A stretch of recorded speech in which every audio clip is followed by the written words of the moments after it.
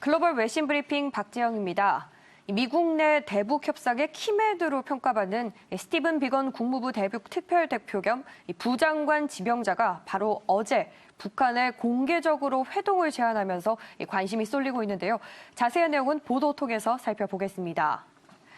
비건 대표는 방한 이틀째인 어제 이도훈 외교부 한반도 평화교섭본부 장과 또 진행한 약식 회견에서 북한의 카운터파트에게 직접적으로 말하겠다며 우리는 여기 있고 당신들은 우리를 어떻게 접촉할지를 안다고 말했습니다. 이처럼 비건 대표의 발언을 두고 판문점에서의 만남을 염두에 둔 셈이란 관측이 나오고 있는데요. 지난해에도 북한과 미국은 싱가포르 정상회담을 앞두고 판문점에서 실무 협상을 진행한 바 있고 또 지난 6월 역시 트럼프 대통령의 방한 당시 판문점에서 북미 간 접촉이 있었기 때문으로 풀이되고 있습니다. 하지만 이 카운터파트에 대해서는 구체적으로 언급하진 않았는데요. 역시 지난달 발언을 미루어 봤을 때 사실상 최선희 외무성 제1부상을 지목한 것으로 관측되고 있습니다. 다음 뉴스입니다. 미국 정부가 최근 미군 기지를 무단으로 진입한 미국 주재 중국 대사관 직원 2명을 추방한 사실이 보도됐었는데요. 이에 대해서 중국은 미국에 엄중한 교섭을 제기했다고 밝혔습니다. 먼저 상황부터 좀 살펴보면 외신은 현지 시간 15일 미국 정부가 미국 주재 중국 외교관 2명을 비밀리에 추방했다고 보도했는데요. 이 중국 외교관들은 버지니아주의 한 미군 기지를 염탐하려 했다는 혐의를 받고 있습니다. 이때 당시 미군 보초가 검문소에서 되돌아갈 것을 요구했지만 이들은 차량으로 기지에 무단 진입했고 미군은 트럭으로 이 도로를 막고 이들을 붙잡은 것으로 알려졌는데요.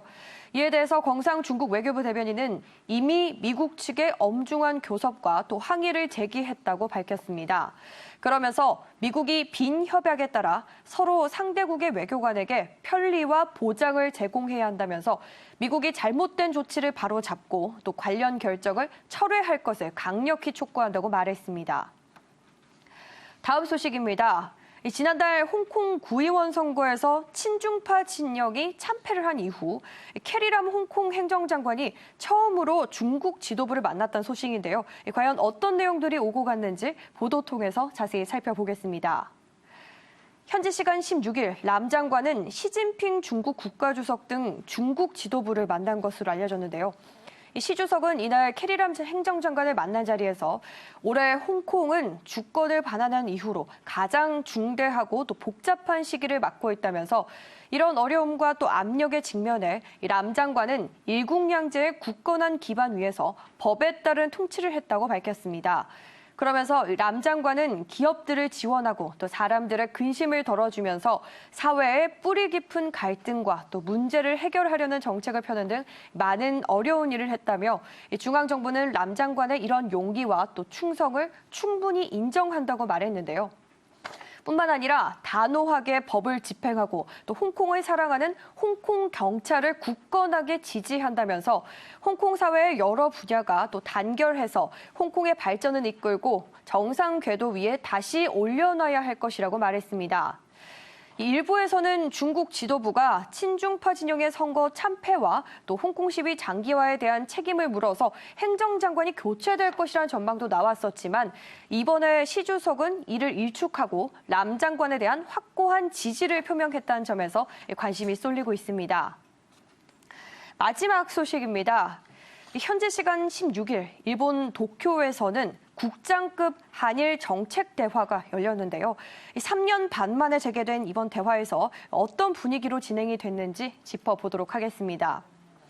이번 제7차 한일 수출관리 정책 대화에서는 이호현 산업통상자원부 무역정책관을 포함해서 한국 측에서 8명, 그리고 일본 측 역시 이다 요이치 경제산업성 무역관리부장을 비롯해 8명이 각각 참석한 것으로 알려졌는데요.